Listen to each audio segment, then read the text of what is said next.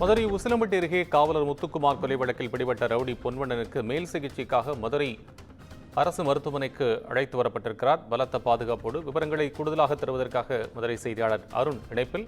அருண், இனி உங்கள் விவரம். கோபாலகிருஷ்ணன், மதுரையில் காவலர் அடித்து கல்லால் கொலை செய்யப்பட்ட வழக்கில் கொலையாளி பொன்வண்ணன் தேனியில் அருகே தனிப்படை போலீசாரால் சுட்டு பிடிக்கப்பட்ட நிலையில் மேல் சிகிச்சைக்காக தற்போது மதுரை அழைத்து வரப்பட்டிருக்கிறார்.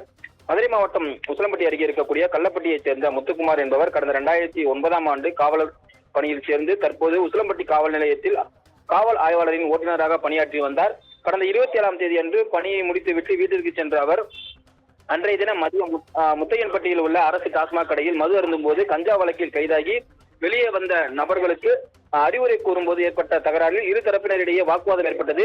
தொடர்ந்து நாவற்பட்டி அருகே அரிகரன் என்பவர் தோட்டத்தில் காவலர் முத்துக்குமார் கல்லால் தாக்கி கொடூரமான முறையில் அந்த கும்பலால் கஞ்சா வழக்கில் வெளியே வந்த கும்பலால் கொலை செய்யப்பட்டார். காவலுடன் வந்த கள்ளப்பட்டியைச் சேர்ந்த ராஜாராம் என்பவர் சம்பவத்தை தடுக்க முற்பட்ட போது அவரை அந்த கும்பல் தாக்கியதில் அவர் படுகாயமடைந்து அவரும் சிகிச்சை பெற்று வருகிறார். இந்த நிலையில்தான் அவரது உடலானது உயிரிழந்த காவலர் முத்துக்குமார் உடலானது உசிலம்பட்டி அரசு மருத்துவமனை பிரேத பரிசோதனையாக வைக்கப்பட்டது.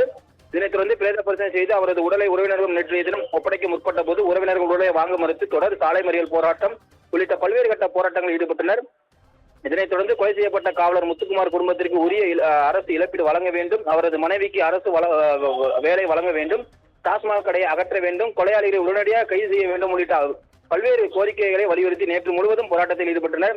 இந்த நிலையில் அவரது உறவினரிடம் மதுரை மற்றும் தேனி, சிவகங்கை, விருதுநகர் உள்ளிட்ட எஸ்பிக்கள், அதே போல தென்மண்டல ஐஜி பிரேமானந்த் சின்ஹா உள்ளிட்டோர் பேச்சுவார்த்தை நடத்தினர். இந்த நிலையில்தான் அவரது உடலை இன்றைய தினம் 21 குண்டுகள் மூலங்க அவரது உடலானது எரியூட்டப்பட்டது. இந்த நிலையில் காவலர் முத்துக்குமார் கொலை வழக்கில் கைது செய்ய முற்பட்ட போது பொன்வண்ணன் மற்றும் அவரது கூட்டாளிகளை கண்டுபிடிக்க மதுரையில் எஸ்பி தலைமையில் 2 தனிப்படையும் அதே போல தேனியில் 4 தனிப்படைகளை அமைத்து மொத்தம் 6 தனிப்படைகள் அமைத்து தேடி வந்த நிலையில் இன்றைய தினம் பொன்வண்ணன் உட்பட 4 பேரையும் தேனி மாவட்டம் கம்பமெட்டு அருகே கொலையாளிகள் இருப்பதை கண்டறிந்த போலீசார் அவரை கைது செய்ய முற்பட்ட போது காவலர் ஒருவரை தாக்கிவிட்டு தப்ப முயன்றதால் அந்த சம்பவத்தில் போலீசார் அவரை சுட்டு பிடித்தனர். 3 முறை சுட்டதில் அவர் படுகாயமடைந்தார்.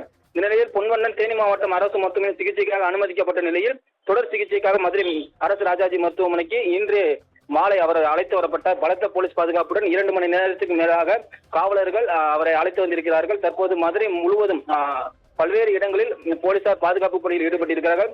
மதுரை அரசு ராஜாஜி மருத்துவமனையில் 100க்கும் மேற்பட்ட போலீசார் தற்போது அந்த போலீசாரால் சுட்டுப்பிடிக்கப்பட்ட பொன்வண்ணன் அழைத்து வரப்பட்ட பகுதி வளாகம் முழுவதுமே போலீஸ் பாதுகாப்புகள் போடப்பட்டிருக்கிறது. கோபாலகிருஷ்ணன், நன்றி அருண், விவரங்களுக்கு நன்றி.